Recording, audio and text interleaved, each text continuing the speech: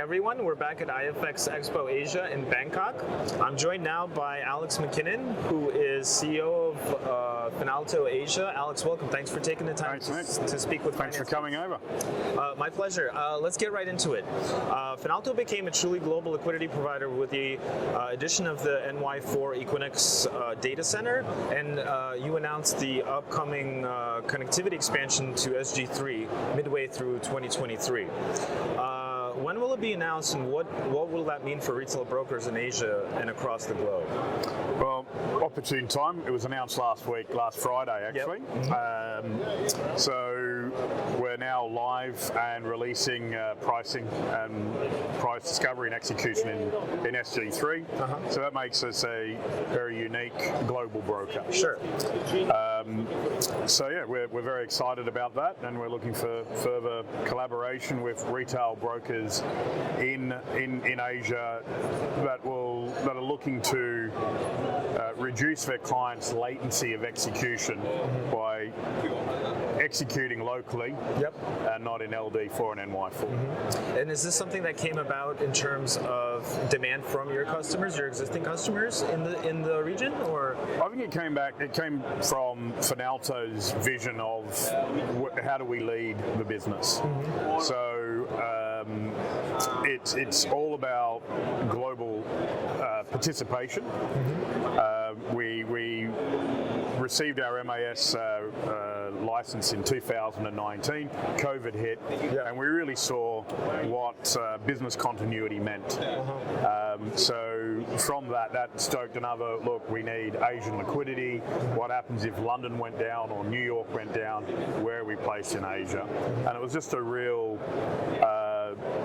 foresight of the business to be global, and there have been a number of local brokers and funds, etc., going, we want to reduce our latency. Yep, great. Finalto has also been offering gold liquidity in grams against the US dollar and CNH, and TEALs against the Hong Kong dollar in Hong Kong. The latest news coming from Finalto was the introduction of the gold yen pair. Do you expect this to further solidify Finalto's position as a leading liquidity provider in the global bullion market? Look, the bullion market in Asia is significantly larger than it is in Europe. This release of a product is client driven. We've had a lot of requests for expanding our bullion product further into Asian currencies. We already do gold against Thai baht, Aussie dollar, etc. A lot of the mining countries, as you could say.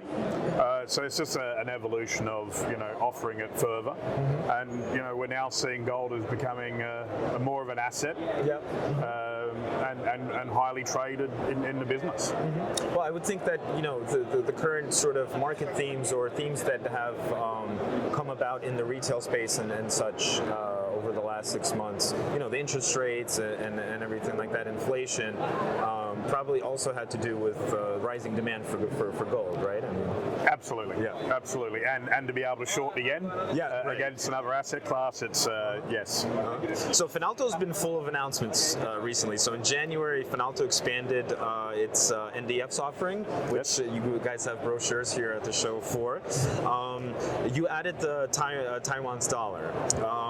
How is NDF trading sort of playing out in 2023? I know that it's we could say it's a fairly new asset class, but not really. I think in probably Europe, obviously NDFs aren't needed. If we look at the functionality of the underlying transactions of the currencies. But with our growth and the growth of the retail business in Africa and South America, we have a number of African currencies now on our list. I see. We have the majority of the LATAMs there that are electronic traded, and that's again focused on providing our clients with unique offerings that they can go out and try and obtain retail clients in those regions. So it's very much regionally focused. An African broker won't need dollar Brazil, and a Brazilian broker won't need dollar Uganda. Dollar Uganda, wow. Yeah. Wow. We try our best. We're getting more and more exotic these days, are we not? Absolutely. So Finalto is one of a few fintech providers to have obtained the Singapore Fintech Association certification. In this case, it was for the 360 offering. The SFA certification is actually recognized by MAS, right? Monetary Authority of Singapore. Does this have an impact when global retail brokers choose their liquidity provider? In terms of, like, do you think that this gives you a step up sort of in the game as compared to other players? Or? The reason we went after the certification of the SFA is MAS has quite strict rules on technology risk management, etc. So having the branding of the Singapore Fintech Association on our 360 offering gives it credibility that it's had a review. On the liquidity side, they're two separate businesses. So the fintech side is a separate arm to the liquidity. We have those segregations there. So it shouldn't validate what our liquidity is. I think our global regulation validates that. And you personally, Alex, recently said that Finalto is uniquely placed in Asia thanks to a number of recent moves. I'm thinking that this is probably in terms of your Asian team. Can you tell us sort of which some of these, let's say, executive moves or people moves have made the greatest impact? Uniquely placed in Australia, in Asia, we're licensed in Australia and Singapore. We cover a lot of languages within our team in Asia. So we're very lucky there compared to, say, some other Western brokers. And our product range, we're very trying to be culturally aware of Asia. And Asia is, again, 20 plus countries, 40 probably different languages, and how do we cater for all those? It's very hard, but we're focusing that with the team that we're hiring from different backgrounds, different languages, etc. So we think we're very well placed to catering to our B2B retail broker clients. And what about people moves like, for example, Kenneth Lim, who was just appointed head of liquidity Asia, and this was, I think, announced just yesterday.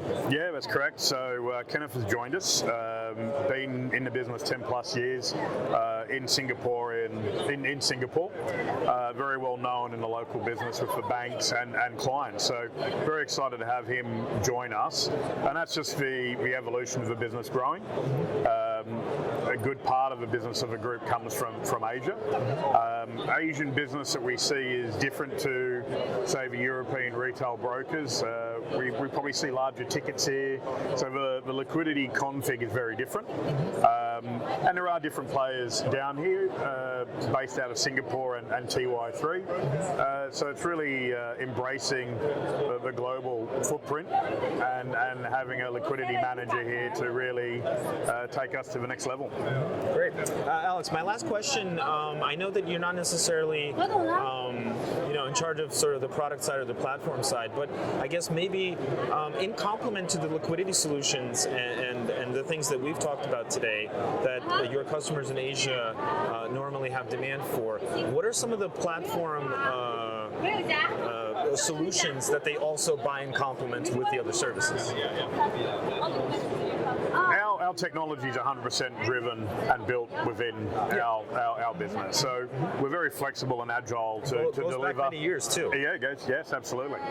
2008, I think it is. So we're very agile and can deliver unique little things that clients want. So we do a lot of ad hoc work. But we've developed a number of things for the larger, say, retail broker who has a prime broker that has an NOP limit. They trade with class, they can press a button, do an automatic give up into their PB. So if it's pre-PB netting, it's consolidation assisting with margin requirements. That's a unique offering that we have. Sure. And we've got a number of things that we're looking at and in the pipeline coming forward. But again, the retail broker business is very API driven, but we have our own GUI as well, and we're doing a lot of work with that in the background, and we look to have a few enhancements on that coming forward. More announcements? More announcements. We may wait for summer to finish. More announcements are coming from Finalto. Stay tuned. Let's get summer over. Yep. But we're very excited with the development and having our team in Copenhagen, and now we have 10 or 12 developers now here in Singapore, from back office development to integrations for our data center, etc. So we're now a global development team as well.